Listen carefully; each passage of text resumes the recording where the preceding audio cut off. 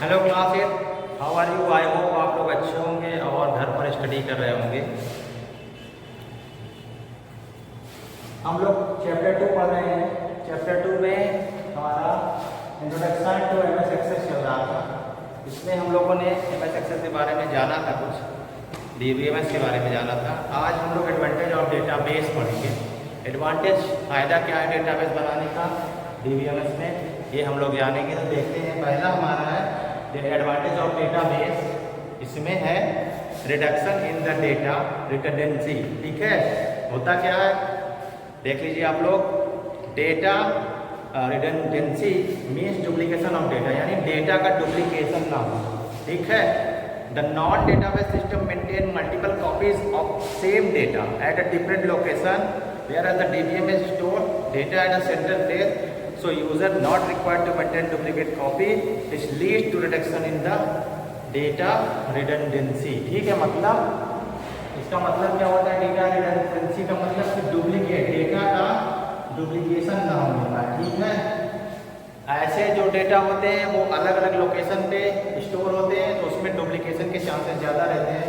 पर जो डीबीएमएस के थ्रू होता है उसमें सेंट्रल प्लेस पर डेटा स्टोर होता है, तो उसमें डुप्लीकेशन नहीं होता, यानी कि डेटा रिडंडेंसी नहीं होता। ठीक है, तो ये इसका फायदा है।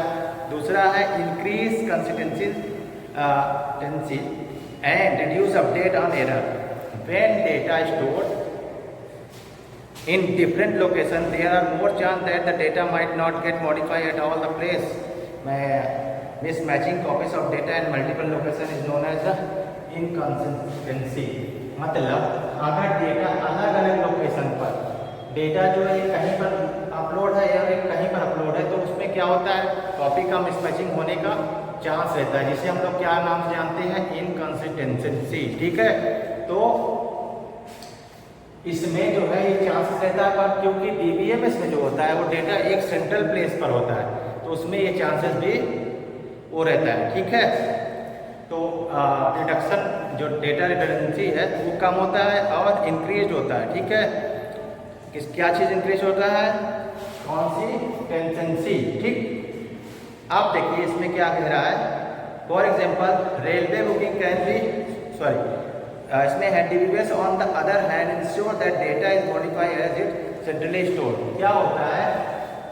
जो इनकंसिस्टेंसी होता है उसमें क्या होता है, जरूरी नहीं है कि एक लोकेशन पर हमारा, जैसे ये ए बी सी, हमने 3 लोकेशन पे डेटा को स्टोर करके रखा है, तो जब यहाँ का डेटा हमने मेंटेन कर लिया, मॉडिफाई कर लिया, जरूरी नहीं कि यहाँ का भी किया है। पर चूंकि डीबीएमएस में केवल एक सेंट्रल प्लेस पर डेटा होता है, स्टोर होता है, इसलिए वहां पर उसको मेंटेन करना और मॉडिफाई करना आसान होता है। तो इसमें इंक्रीज होता है क्या हमारा? कंसिस्टेंसी। ठीक है, इसके बाद हमारा improve data access to user, यानी data can access by multiple user with easy as a data store centrally in DBMS. जब डेटा एक जगह पर रखा होता है, 3 जगह पर रखा होगा तो अलग अलग डेटा मिसमैच हो जाएगा, पर अगर एक सेंट्रल प्लेस पर डेटा है तो यहाँ से अलग अलग यूजर डेटा ले सकते हैं। ठीक है, तो ये फायदा होता है इसमें डीबीएमएस में। Store centrally in DBMS, user can access data as per their need from all over the country. For example railway booking वाला जैसे होता है, एक जगह होता है डेटा, वहाँ से आप लोग आराम से इसको यूज कर सकते हैं। Can be mode from any part of the country. ठीक है, इसमें फिर मेंटेनिंग स्टैंडर्ड, डीबीएमएस में क्या होता है? इसका स्टैंडर्ड मेंटेन करके रखा जाता है। जैसे the data store using DBMS ensure that the standards of the organisation are maintain और even national international standard are maintain. This turn make sure that data integrity remains greater and also है in data between different system। तो इसमें इस data को maintain करके रखा जाता है, जिससे कि जो यूजर है उनके लिए ये सुटेबल हो सके, सही हो सके। ठीक है, तो ये था हमारा एडवांटेज ऑफ डेटाबेस। ठीक है, कि क्या क्या एडवांटेजेस है डेटाबेस। आगे है माइक्रोसॉफ्ट एक्सेल 2013 आपका, थोड़ा सा इसके बारे में जान लीजिए होता क्या है।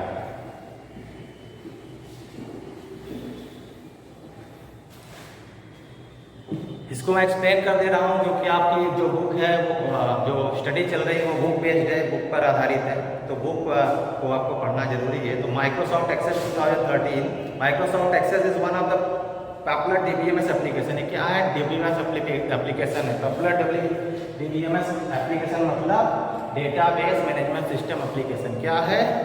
माइक्रोसॉफ्ट एक्सेस, ठीक है। It latest version is access 2013। Latest version क्या है? 2013। It is the relational database, ठीक है। रिलेशनल डेटाबेस क्यों है? क्योंकि एक सेल से दूसरे सेल में इसका रिलेशन होता है। ये टेबल हो गया, एक कॉम्बिनेशन है किसका? रो और कॉलम से, तो इसका जो रिलेशन है वो इसको रिलेशनल करता है। इसके बाद आप में है where data is store in the form of table. Data जो होता है इसमें किसमें होता है स्टोर? टेबल के फॉर्म में होता है, ठीक है। और a relational database use multiple table to organize data and create relationship between these table to retrieve data। अलग अलग टेबल में स्टोर करके डेटा रखा जाता है, ठीक है, और इन टेबलों को आपस में रिलेट किया जाता है, ठीक है, जहाँ से हम लोग अपना जो डेटा है उसको हम लोग रिट्रीव कर सकते हैं, ठीक। अब कह रहा है इसमें अपने each specific piece of information in table is called value. जो इस वाले सेल में इंफॉर्मेशन है या इस वाले सेल में या इस वाले सेल में है, अलग अलग सेलों में, उस ईच मतलब एक सेल का जो इंफॉर्मेशन है उसे हम लोग वैल्यू के नाम से जानते हैं। क्या कहते हैं? वैल्यू, ठीक है। अब कहते हैं value is located on the intersection of a column and row. ये कॉलम और रो में होता है, ठीक है।